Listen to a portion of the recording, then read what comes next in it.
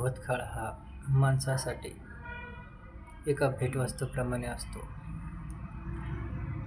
कोणासाठी त्या बॉक्समध्ये म्हणजे भूतकाळातील भेटवस्तूप्रमाणे जो बॉक्स येतो, त्या बॉक्समध्ये कोणासाठी राग असू शकतो, तर कोणासाठी शांतता असू शकते, तर कोणाच्या मनात आदर निर्माण होऊ शकतो. अशा भावना, अशा गोष्टी ज्या भूतकाळामध्ये घडून गेलेल्या असतात, आणि भविष्यकाळसुद्धा गिफ्ट बॉक्सप्रमाणे म्हणजे एका भेटवस्तूप्रमाणे असू शकतो.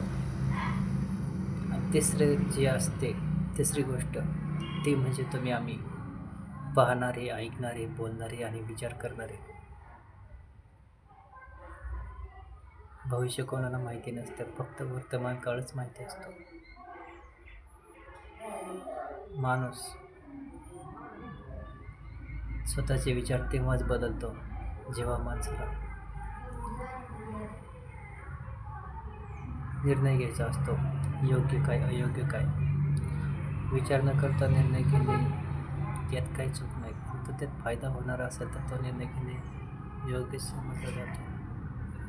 कधी कधी माणसाला जे वाटतं योग्य आहे, पण भविष्यात ते चुकीचं ठरू शकतं.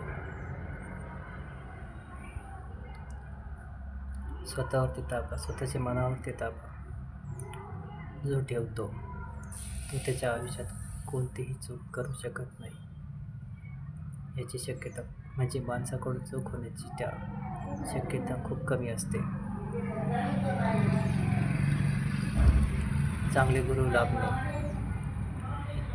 नशिबाने चांगले गुरु लाभतात. गुरूंशिवाय कोणी मार्गदर्शन करत नाही. गुरु म्हणजे शिक्षक म्हणजे शाळेत शिकवतात ते शिक्षक नाही, ते सुद्धा असतात, पण काही शिक्षक जे मार्गदर्शन करतात योग्य, त्याच्या शिष्याला चांगल्या मार्गावर नेतात, यशाच्या शिखरापर्यंत पोहोचवतात. परंतु शिष्याने सुद्धा स्वतःच्या मनाचा देखील विचार करावा. काही लोक चुकीचे मार्गदर्शन करू शकतात, तर काही चांगले मार्गदर्शन करू शकतात. प्रत्येकाने स्वतःच्या आयुष्याचा, जीवनाचा निर्णय स्वतःच घ्यावा लागतो. माणूस येताना एकटाच येतो आणि जाताना एकटा जातो. त्याच्यासोबत कोणी जात नसतं, त्याच्या राहत असतात फक्त आठवणी. आणि त्याच आठवणींमुळे एखाद्याला त्रास होत असेल तर स्वतःवरती नियंत्रण त्याने ठेवणं खूप गरजेचे असतं. कारण काही वेळेस माणसाकडून चूक घडू शकते, कारण त्याच्या डोळ्यासमोर चित्र येऊ शकतं. माणसाचं मन आणि शरीर हे एका मोबाईलप्रमाणे असू शकते, कारण स्वतःवरती नियंत्रण फक्त त्याच माणसाचे मन आणि शरीर मोबाईलप्रमाणे असू शकतं, जे दुसऱ्याच्या आज्ञेवरून चांगलं वाईट याची कल्पना न करता कार्य करत असतात.